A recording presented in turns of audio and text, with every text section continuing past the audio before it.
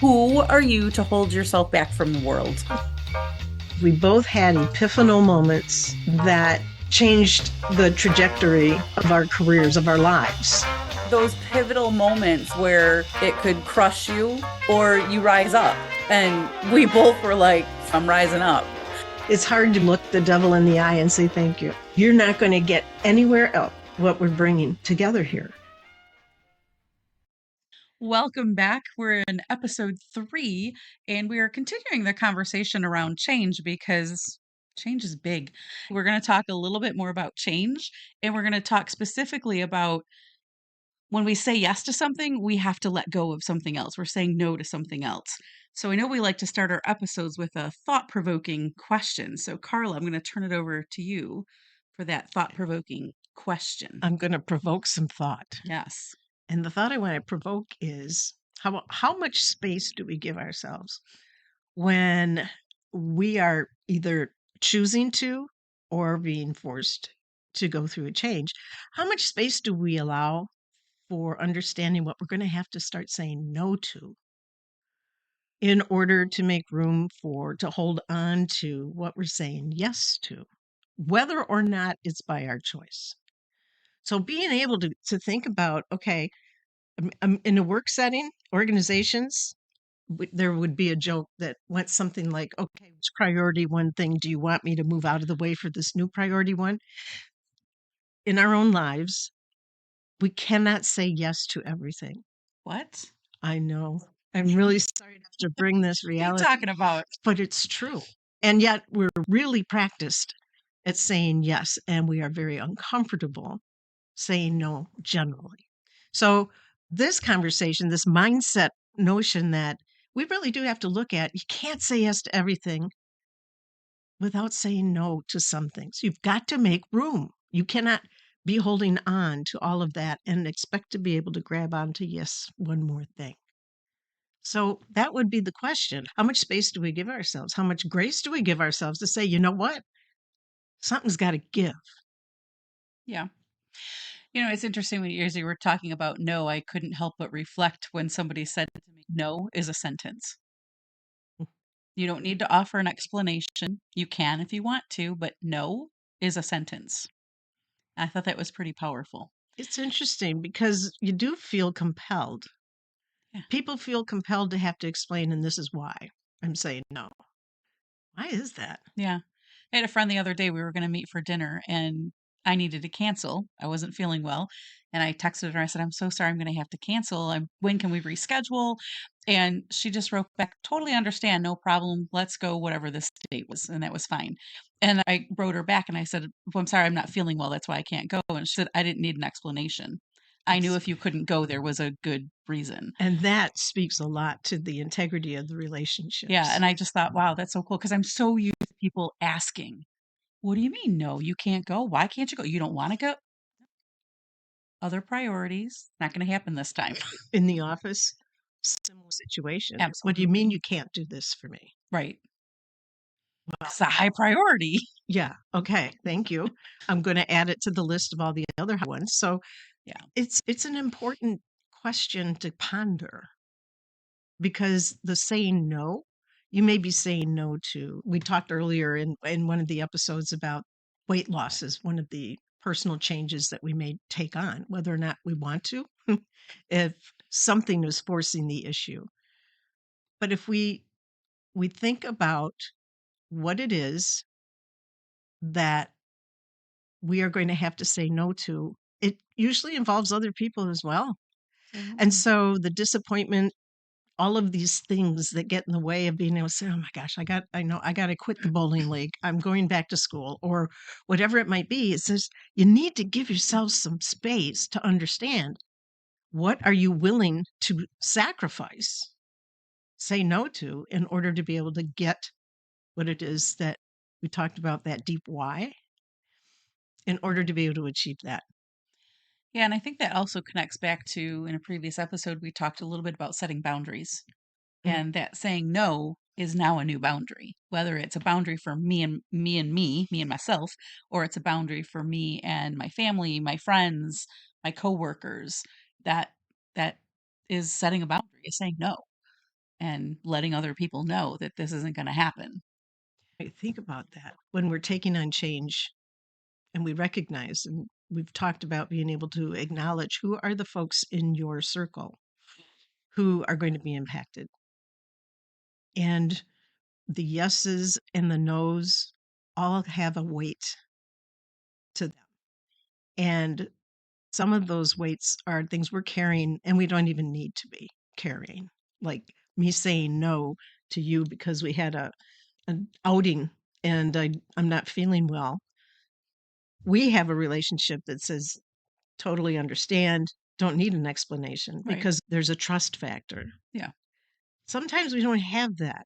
So true. And I think it gets harder to be able to say no when you aren't really sure how that other individual might be responding to it. You're uncertain of the consequences of the no. See how nicely said. Yeah.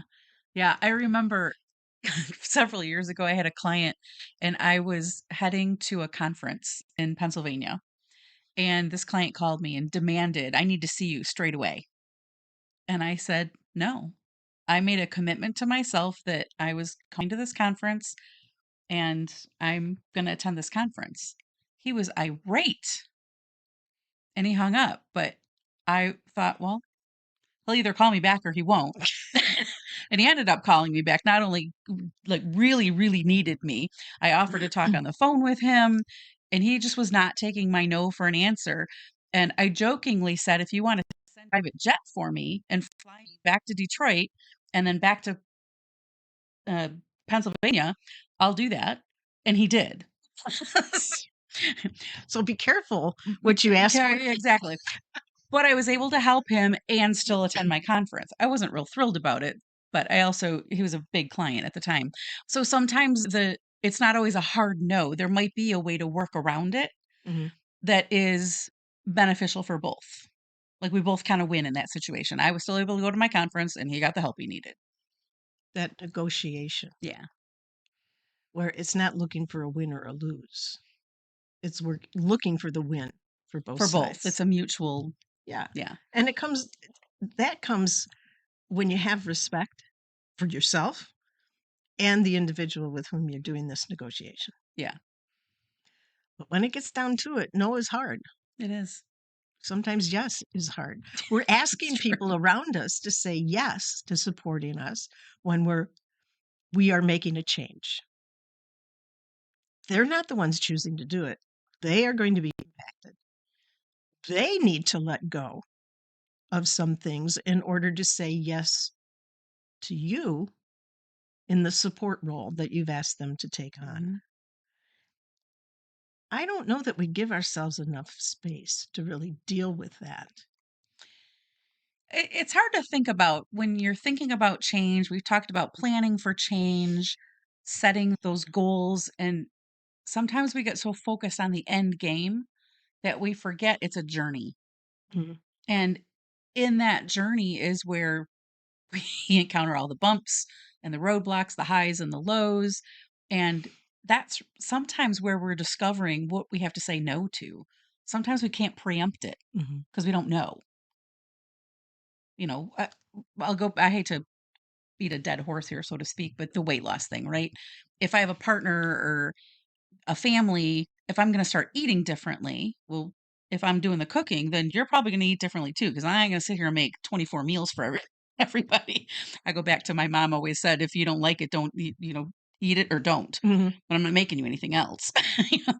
But so if you're going on that weight loss journey, you can kind of think, okay, I'm going to have to say no to all these foods. You might not think about, I have to say no to this food pusher. How am I going to handle that? You might not think about, oh, I've got 22 events coming up in the next 8 weeks. What am I going to eat? What am I going to drink? How am I going to set myself up for success for that? You might not think about that until you're in that moment. So Part of having those protocols in place for whatever the situation is, whether it's weight loss or anything else, being able to think through what are those situations I might encounter and being able to put a protocol in place to say, this is how I'm going to handle that. and that puts you in a position of being able to respond rather than react. And we talked Yes. about how important it is to consider those things and those people and those situations around you or on your calendar, whatever that could present challenges. And being able to have a moment to plan around, okay, what am I going to do about that? Even if it's just, okay, I need to take a deep breath because that was one I hadn't anticipated. But because I've anticipated so many others, I have a ready kit bag right here of thoughts that I can leverage, approaches I can take to be able to manage this. And it won't derail me. It may slow me down a little bit, but I'm not reacting from a place of complete surprise because I prepared myself to respond. Yeah, I journal every morning before I get my day started. And one of the questions in my journal that I just have kind of preemptively in there is what might get in my way today? Mm. And so it really causes me to think about what is planned for my day and what might prevent me from executing the things I want to execute. It could be anything. I mean, it could be things that are planned or unplanned, but I always write something in there that coming out here to do the podcast today, an unexpected could be traffic. It could be a delay at dropping Henry off at daycare and learning what a jerk my dog is. he's He's so he's damn very cute. cute, but he's a problem. Mm. So things like that could get in the way. Or it could be a family emergency. It could be thoughts that I'm going to have about doing this podcast. So there's a lot of things that could get in the way. So it has really shifted when I think about every day. These are the goals that I want to achieve today. These are the tasks I have to do. These are the things I want to do. What is going to get in my way of doing them? What's going to get in the way of accomplishing those things? It really helps with that preemptive thinking. Until I started to do that, I was reacting. Yeah. And now I'm a bit more, oh, I got this. And we're not pretending that we can actually foresee everything. I mean, let's face it, life is in session 24/7, 365. So the best laid plans, it's still a matter of understanding what it is you're setting out to do, the what and the why, and taking a look at all of the things that you've got yes against on that list hmm and the things you're going to have to say no to. And once you have to shift because one of the life sessions kicks in, Right. you've already considered. You've considered, okay, what shifts can I make? Because I don't know, use the ABC method. Use whatever method to say this is what's urgent and important. This is what's important, but not necessarily urgent, the Covey model, whichever one you love, just saying, okay, you understand on that list of things without having to go through any kind of deep analysis, you know where your flexibility is. And you leverage that awareness whenever a yes or a no is demanded. Yeah. It's almost like a ready-made pivot. Yeah. Okay. I was heading down this path and XYZ happened and I wanted A, B, and C, but now I know I'm gonna go left instead of right, Mm. or I'm gonna go straight or whatever. It's almost like a ready-made pivot when you've been able to preemptively think about those things. Think about. And they may or may not happen, but at least you've thought about it. And that I think that's the big thing about mindset around change is first off, change, let's see, it's unpredictable.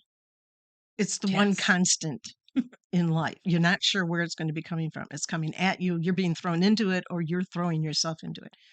So being able to consider these things, what I'm doing, why I'm doing it, being able to consider the people who are going to be, or the situations that are going to be impacted by this change that is being made, regardless of the circumstances, and being able to reflect on to what can I say yes, to what must I say no in order to say that yes. Being mindful Mm-hmm. of that. And it's not a once and done. No. I mean, it's with every breath, something's changing. Some little thing in your body or around you, something's changing. So we're always in a react mode. But what we're talking about is in that preparation, even for just for the day, is being ready to respond.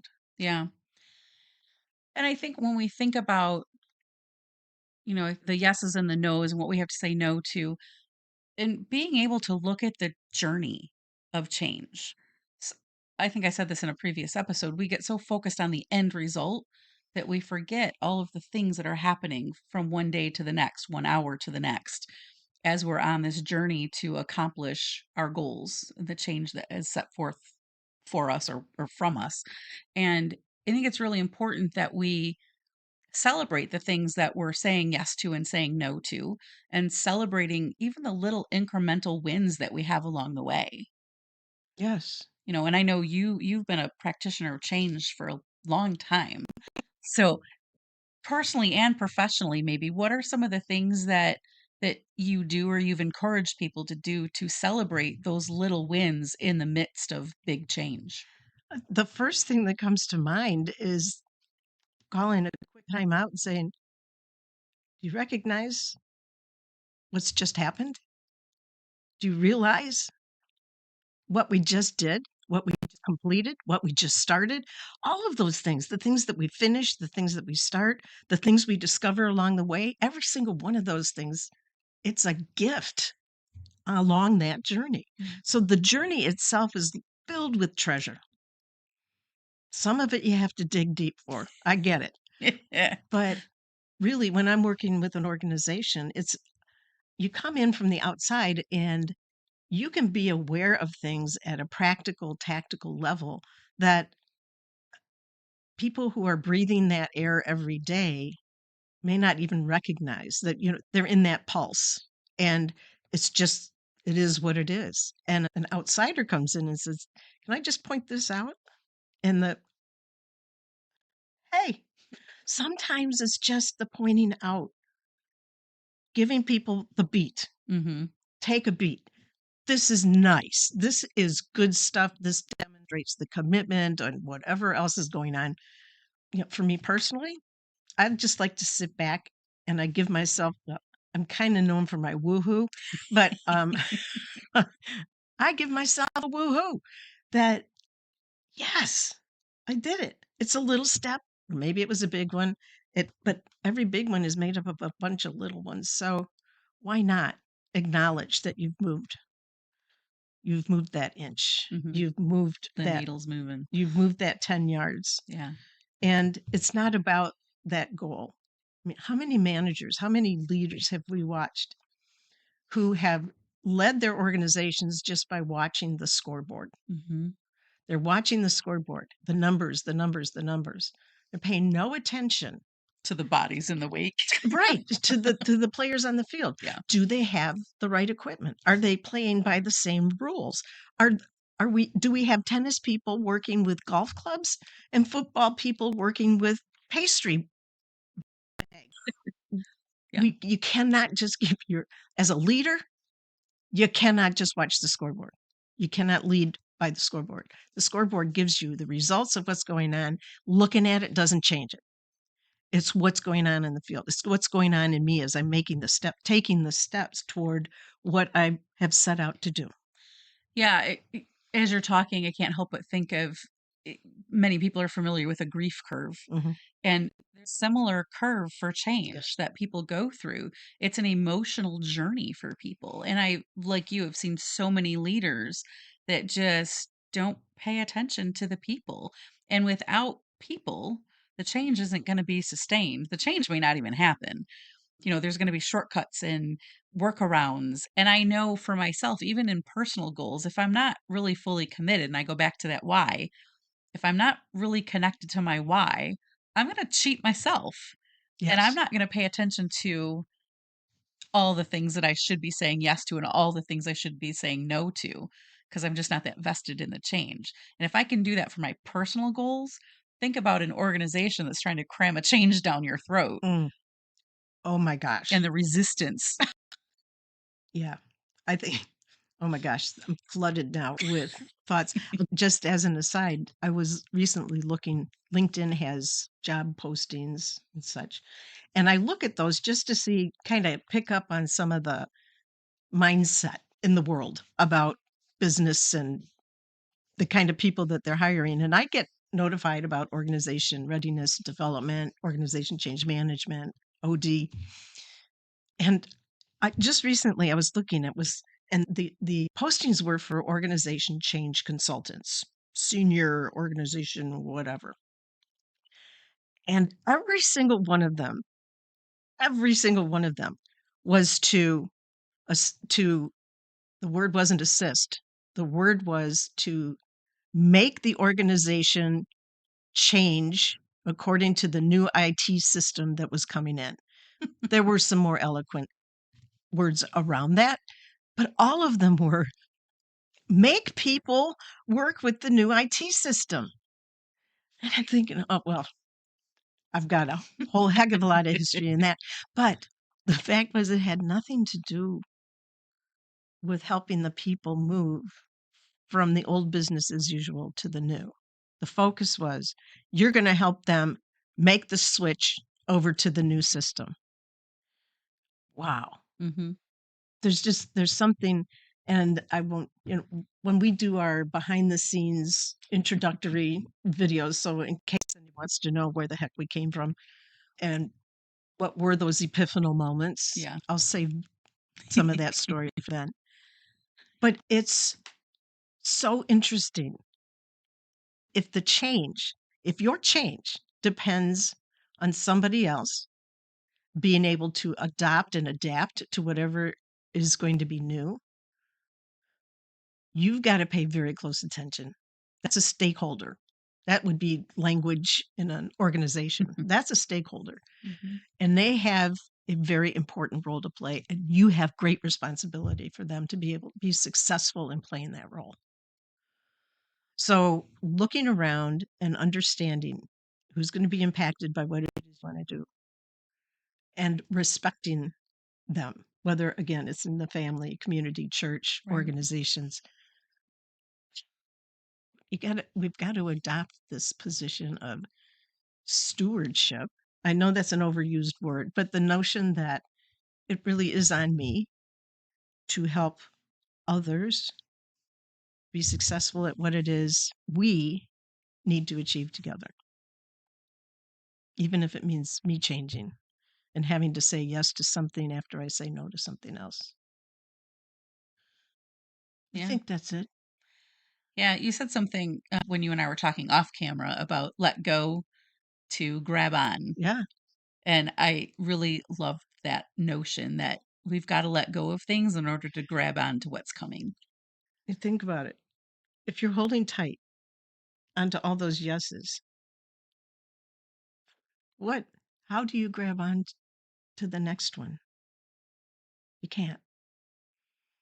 Physically, emotionally, mentally, it just beats you up. You're going to try to find a way.